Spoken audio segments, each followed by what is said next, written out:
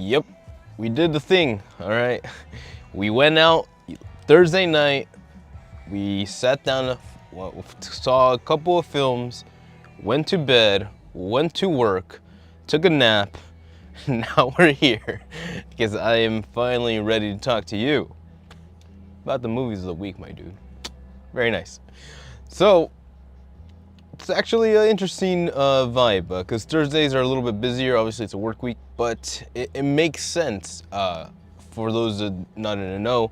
Sundays are usually my movie nights. I tend to save one day throughout the week, if I can, to go check out the cinemas and to go see what people are enjoying or to go experience something different. And different indeed, because ladies and gentlemen, today we have an impressive lineup of emotions, range, horror, hypothetically. And there's nothing more horrifying than watching your marriage fall apart. And that, even if you are one Doctor Strange himself, Benedict Cumberbatch and his wife, who is a nice crab chef, I appreciate that, are living life. You know, they're growing old, they're raising their kids, they're doing the thing. Everything is good, except for the fact that there's been tension in the marriage. Tension because one magician got orders wrong and essentially went viral. He goes viral for making or having one of his construction buildings fall apart, and that becomes viral. And then obviously, because it's the year of 2025 or the age of the internet, nobody wants to hire him as an architect anymore because of how absurd that whole situation was. Which, pretty apparent to this new day and age of how things is information and how much sharing all that information without even knowing all the details can really do something to someone's future. So hey, just things to think about in the know. But it is because of this guy's unfortunateness that he is no longer able to do the job that he has been brought on this earth to do, right? This guy spent his whole life studying for architecture, and now nobody will be able to give him the time of the day because it's just, what do you expect? He's the meme guy. He's the meme guy. As his one friend, played by Andy Samberg, tells him politely, "You're a loser." And it is that feeling of losing. Like, it is that feeling of not being able to, I imagine, not being able to provide, not being able to present yourself, not being able to feel the provider role that men have been biologically developed to represent, that sort of role that they want to provide, that they understand that the opposite female partner is expecting to some extent, as we are naturally wired to present ourselves in a way. And it's actually kind of interesting because years ago I presented a question, I forgot where or why or blah blah blah, but the idea of like marital roles and balancing that in this generation, because while Benedict Cumberbatch's career is not so great or not doing well, on the other hand, his wife's career, sorry I don't know her name, is booming like business, because business is booming and because people want to eat crabs for a low price. It's a thing. And yeah, so she ends up becoming more of the chef is gonna go out there, open restaurants, and then Benedict Cumberbatch ends up staying at home with the kids and taking care of the kids. And while there is a understanding and there is partnership, right? There is a teamwork, there is them making this thing happen, right? The worst things happen sometimes, and now the two of them are putting it together and working together to make it happen. Things are good. You should, hypothetically, everyone should be like thankful for how well things are going for the family. But relationships, man, relationships. seeing them just kind of really have to like treat each other a certain way because certain things happen. If perhaps there was not a good method of communication between them. I'm pretty sure that's like the biggest part of all this. Their communication was really to a point where they almost kill each other, or yeah, to get what they want. The communication was not there. So it's honestly, it's something that you're gonna have to check out because it's so interesting how it does things the way it does it. It's fast, it moves quickly, it kind of presents it plot points, it introduces random like super weird characters that you just kind of like have to accept, and you sort of see the payoff later on, and this was a really fun movie.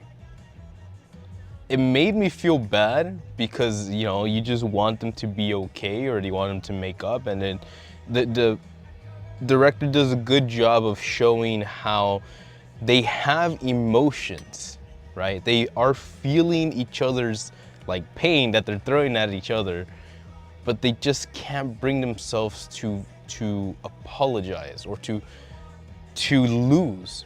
I think at the end of the day, they become so competitive in like trying to be something that instead of growing together, they start, you know, attacking, and it gets bad. It gets ugly real quick. But damn, was that a fun, interesting, good time? I'd say yes. It's something that you it's like a marriage. It's like a marriage. You sit down, you pay attention, you learn to understand the relationship, and by the time you get to the end of it, you're like, you know what? That was all right. We went out with a bang. And that, ladies and gentlemen, is why you should go check out The Roses. Too many home hitters on this one. The guy's a construction worker. The wife's a chef. And Rose is like the base is of my mother's name. So this was fun. It really was. They're in California, so I thought there was gonna be a bit more of like, you know, you got two people with accents. I thought there was gonna be a bit more of like showcasing that, but for now, we have the beautiful children who grow up, leave the house, leave the two parents to start to like have more free time to bicker amongst themselves, and that is when the fun begins. Fun. Very, very, very intense. Almost an action movie to a certain point, if you can believe it or not. But yeah, definitely go check out The Roses. I think that was a really interesting time. I really want to see more, nice.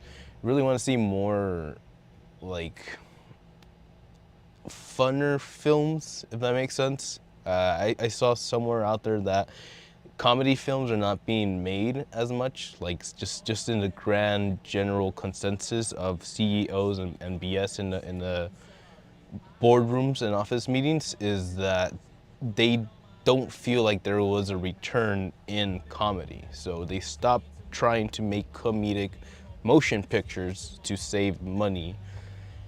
But this is nice, man. It's different. It's like the bitterness is there, and you feel the pain from their like pureness, right? There is love there. It's just painful to watch them not put that before their pride, and you know, it's just a whirlwind of emotions. And if you enjoy learning how to understand, then yeah, go check that out. But you know what else is a whirlwind of emotions? I'm not sure where I was going with that one. Because things come in triplets, as we say. Nobody says that. Man, if I had a nickel.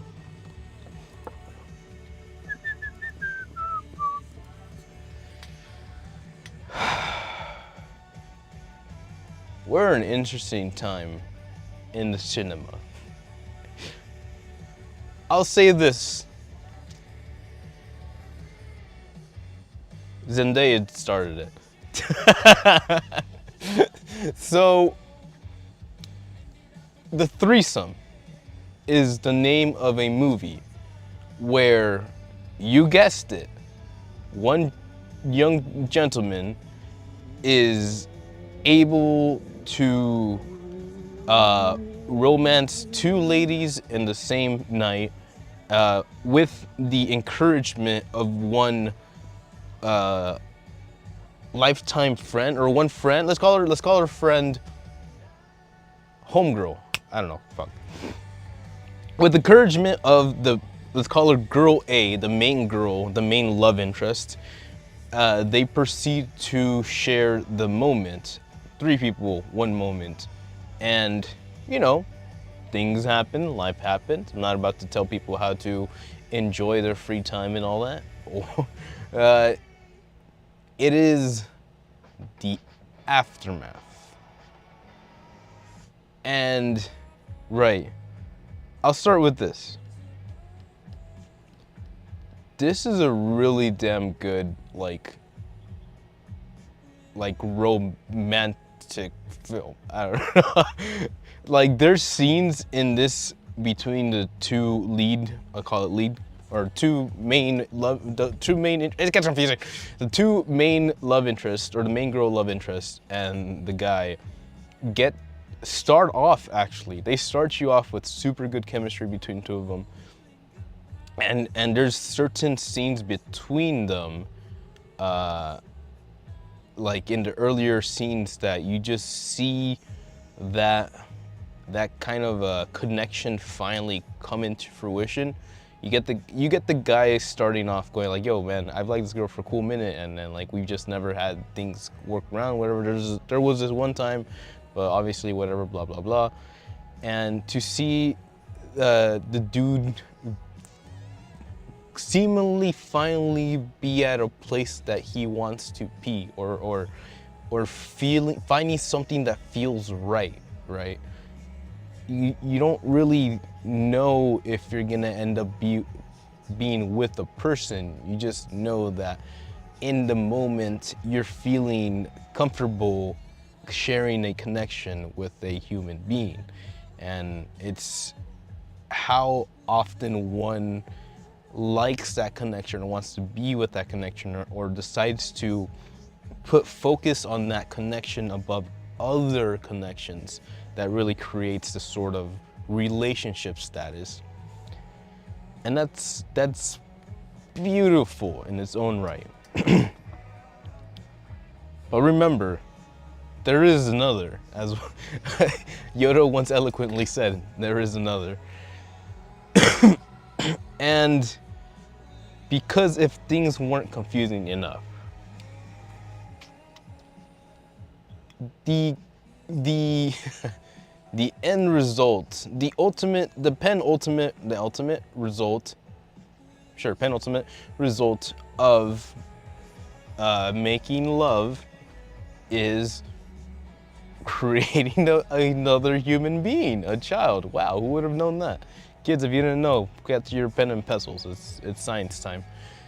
So, if you are not being careful, if you have not taken precautions to say, listen, we're cool people, and this is gonna be a cool moment, but we do not have the mentality or the I don't know, like the financial backing, or the what's the word?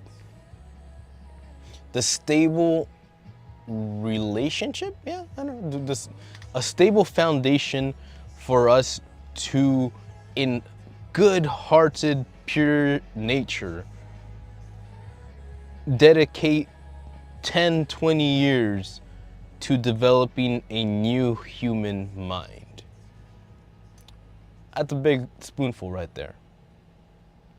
Because babies are complicated things, man. It's not that hard to make them, hypothetically. But it can be hard. It is hard to understand what it all means, right? You're bringing a new life into this universe. So hypothetically, you want to make sure that this new life has a good landing pad to be able to start well in life and be a good human being. Is the ideal anyways. But when it's with someone that you don't know, a quote-unquote one-time thing, as is with girl B, because she becomes the first one. To bring it up, and it's just one of those things. It's one of those things where like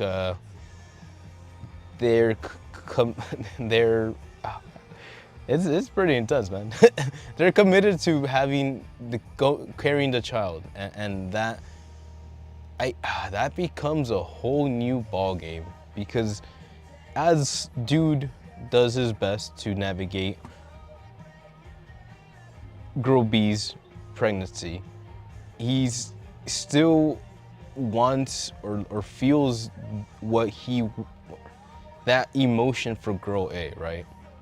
And then when we get to girl A going like, yo man, I might be pregnant. We start off with girl A saying she's pregnant, which starts as a very like emotional, like strong moment with, you know, that relationship, and you're like, oh damn, this is gonna happen. This is gonna be cool. This is a good, cute little romance or whatever story.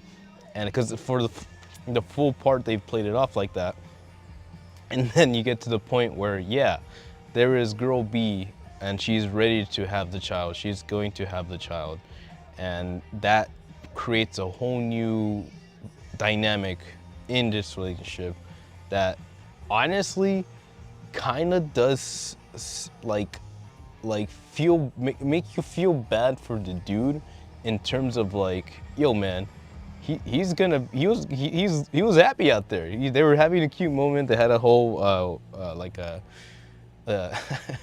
like a V-roll of them like enjoying each other's company and conversations, and then you just get to this point where it's like, oh man, now that it's just complicated. It's just so complicated. But this movie did a good job. It's weird. It's so weird. But it hit on every beat. Like I don't know where we're at in the year of 2025 when it comes to like presenting relationships and status, and like how the dating market is, how comfortable the dating market is with adapting to certain formations, like the Power Rangers or whatever. But again, I just want to bring this up, just very simply. Challengers had a vibe, okay? Maybe. Maybe. Challengers had a vibe. And that happened, and I felt a certain way about that, like not great about that. But it happened, and I just let it go, and it became its own thing, okay? This one, the three-way,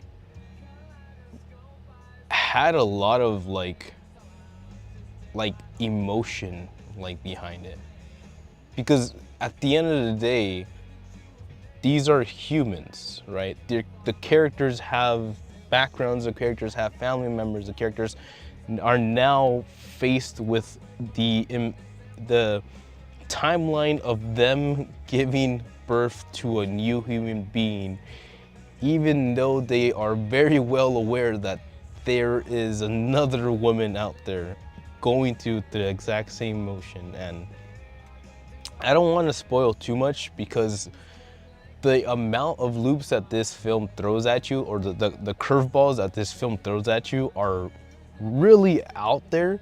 But again, they work and they make sense and they check out. You know, these scenarios happened IRL. Jerry Springer is a real thing back in the day. But yeah, just kind of seeing that. And I think the biggest credit you can give this film, I believe, is that you can start off feeling however you want to start off when you hear a movie called The Threesome, and you're hearing the plot synopsis and you're thinking, oh yeah, of course, the male, what's it called? The male, fantasy, the something male fantasy, and average male fantasy or whatever. And you hear that, right? But to its biggest testament, you sit there and you're smiling. You're feeling like the chemistry between the two characters. There is chemistry in this fucking movie. Damn. And it's cute. It's freaking cute. And yeah, and if it were any other like romance film movie, you could even just be like, damn, I can't believe that happened. I can't, like, it would smack. But they really went above and beyond, and they said, nah, dog, we need a different plot point. We need another plot point in this film. And they made it work. Much like maybe their future relationship, one might hope. But damn, that was one hell of a ride. So if you're curious, real talk, if you're curious about this, I would say it's worth watching. Like, that's not even a joke.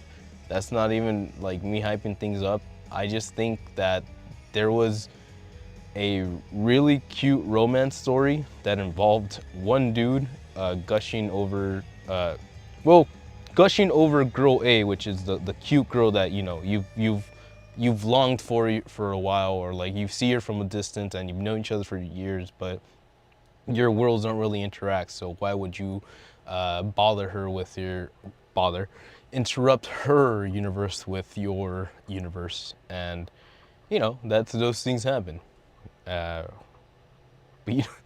But also, girl B happens, and when young lad is presented with, hey, I'm going to carry this child and I need someone to talk to my parents, you know, it's maybe wasn't the easiest thing to do, or maybe it's you know, accepting responsibility, right? Never an easy thing to do, but it is the responsibility that one carries that makes them a man, or whatever. The responsibility that the man carries makes him the man. I don't know. Man is defined by the responsibility he carries. There you go. So it was also cool to see him just be like a genuine guy, right? Because again, he wasn't the one that pushed for the moment. It was girl A that really pushed for the moment. But naturally, dude's gonna be like, well, sure, let's win in Rome. So him having to come out of the situation and have to hear news after news after news, some of it good news, some of it difficult news, some of it really bad news. And by the time we get to the really bad news, where all our emotions are invested, like right here, and you're like, damn, what do we do now? And yeah, it keeps you going for a ride. So I'm not sure if it was because they added an extra love interest that made this so intense or so spontaneous, but they did something over there, and they freaking cooked hard. So I'm gonna give this a bomb. I don't know. The romance is good. Just go watch it and tell me that the romance is crap, and then I'll stop talking about it. So hey, until then. Got one more in the house.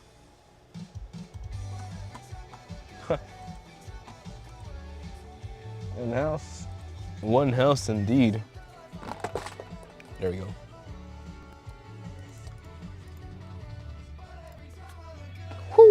Conjuring. Last rites. Conjuring, it's been a ride. I don't even know how long it's been. I just know that I was still in high school when I saw the first Conjuring, and I believe the first Conjuring did give me the spooks.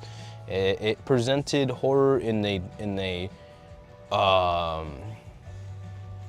would say in a different scenario. Like, it did different jump scares. I believe that was with James Wan, and James Wan was out there really experimenting the aspects of horror and how to work with the camera to kind of present these sporadic moments of like, oh, she's hiding, she's been standing there this whole time. Wah!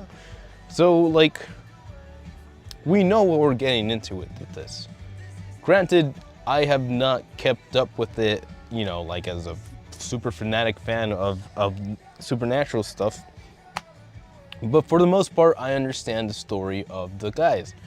You got your husband, you got your wife. Husband, wife go out and explore spooky spiritual things, and maybe if you don't want to believe in the horror element, let's believe in the human emotional pain moment, right? Got a family that is going through a rough time, and they call in 2 pastors to go try to talk to the family and calm things down, aka relieve the house from any demons or demonic presence. Exorcisms, baby. So hey, in the universe, that sounds all good. Like in the perfect universe, that sounds all hunkin' And for the family themselves, I would say they do well for themselves, right? They have a little collection. They've kind of made a name for themselves. They've been professors. They've raised a child, and that's where we see things happen. Normally, we follow the mother. I think her name is Lorraine. The mother is more in tune with the spiritual elements, and she's able to perceive demons and see demonic presences in terms of going to a homestead and observing and understanding where these demons are, where they lie in our house and in our lives and stuff. So she does that, she's good at that. Her husband is out there driving the sick ass car and going like, yeah, babe, I got your back, don't worry. And that's the husband's job. It's all good, good on him. And yeah, so we've seen this a million times. This interesting turn up here is that now there is one young lady who is the daughter of the pastors, who is now receiving the hallucination. She's now seeing things that her mother is able to see as well. So the question becomes, why her? What's going on? Like, why is this activating now? Why is Sharingan powers activating at this point of her life? And what does the law mean, man?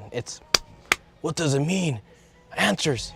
And that's where things kick off. You know, that's where you want to say things are getting interesting. The young lady is about to get married. She wants to get married. There's a dude that is there to ask for her hand in marriage, and everyone's excited except for her, because she is now freaking out about like supernatural happenings around her as she's supposedly getting prepared for this. It's just there. Horror has never really been my jam, just because like it's hard to get me like off-centered, I guess, off balance. And so like I'll sit there and I'll be ready, I'll be watching, but I'll be analyzing. And when horror happens, aka when the jump scares happen, it's nice to see, you know, people in the theater go like, oh. For me, since I'm always just there kind of analyzing the scene and picking up on objects that are moving or things that are not there anymore, things that have been misplaced, it's really, I do it to myself, right? It's really hard to find a film that genuinely fills me with fear, and unless it's that super creepy murderous documentary that we saw last time. That shit was crazy.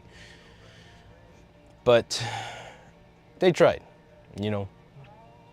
There's some interesting moments, there's some funky horror scenes, but at the end of the day, you can tell that this is the last hurrah. And while that's you know, that's good. I think everyone should be happy that these people were able to create such a long-running series that was interesting, that provided sort of insights, that kind of gave us like a perspective into the family homes and people that needed help out there. And you know, I think they did something good. I believe they did something good, something nice with that. The question now is, where do we go from here? Because I can see them trying to go a spin-off route with the daughter, and then maybe you can start a new series with that. But I don't know, man. After watching this and just kind of being there and just having to chill through the film, I can't really say that it's for me. But at the end of the day, there is a spoopy season that is approaching us, and I welcome any sort of just moment of like, whoa, spoopy times. So hey, it did its job, you know. Again, it was nice to see the people kind of like reactions to the scenes, seeing what actually got people, and I would say the people were into it. They were vibing with it. I don't think anybody really like screamed, like OP screamed, like it's happening. But again, that's not really what the Conjuring films have been, right? So if you knew about the Conjuring, if you feel comfortable, like even if you haven't seen the other ones, if you feel comfortable just going in to me like, hey, I just want to see some people get spooked, I just want to feel some emotions, then yeah, you can probably do something with that. Would I recommend it over Toxic Avenger? Probably not. So there's that. Don't let me stop you from checking it out. I saw a good amount of people in that movie theater, and I guess there is a fan base. There is a franchise for a reason, and that's why I say perhaps it is not the last we've seen of the family themselves, but if the two pastors are done for this timeline, then yeah, good on them. They both went. They've been there for a long time. It's like if they were Marvel superheroes, but supernatural this whole time. So and I respect that. So hey, if you're a fan of the supernatural, if you like the Conjuring films, then go give it a shot. It's the worst that can happen. But get someone pregnant. But that's not funny. But if you didn't know, that's been the weekend. It's been the weekend movies on a Friday. This might have to be the new schedule. I'm still trying to balance a lot of things. I'm going to the gym right after this because that's the only way I can physically try to like balance this schedule. And that leaves tomorrow open for the little guy to be able to do some, you know it, Zenless Zone Zero. It's the Zenless Zone Zero channel, don't worry about it. Yeah, we got stuff like that. I'm looking forward to it. Hopefully we can get into that storyline and enjoy some cool narrative experiences. I know I've been ready to jump into that, and I look forward to sharing that with people and going forward with that. So let's see how it goes. The weekend was coming up soon. Let's see if we do some news of the week or if we have a interesting musical study session that we can look into doing, because I promised someone I would do something and it's been weeks and I need to figure that one out. So hey, a lot of things in the future are in the bag, and we're just moving. There's a lot of things on my end. I've been talking to a lot of personal matters in terms of like just balancing the books, trying to put yourself in a position where you can actually like be more manageable and liquid and stuff. And I'm believing that we're gonna be okay there. So hey, I'm very looking forward to this new section or this new season of how we're going to present this, because again, it is just a vibe, you know. This is for the universe in its grand infinite space. I just like this little sailboat or this little message in a bottle to be floating out in the sea. And that is what we do here, man. We have fun, we enjoy life, and we encourage you to enjoy your weekend as well. But hey, didn't know, it's your boy, EXP66 Stitch, wishing you buenos dias, buenas tardes, and a super good gym session. Just do it. But until then, hasta la próxima. Ciao. Mátane. Just kidding.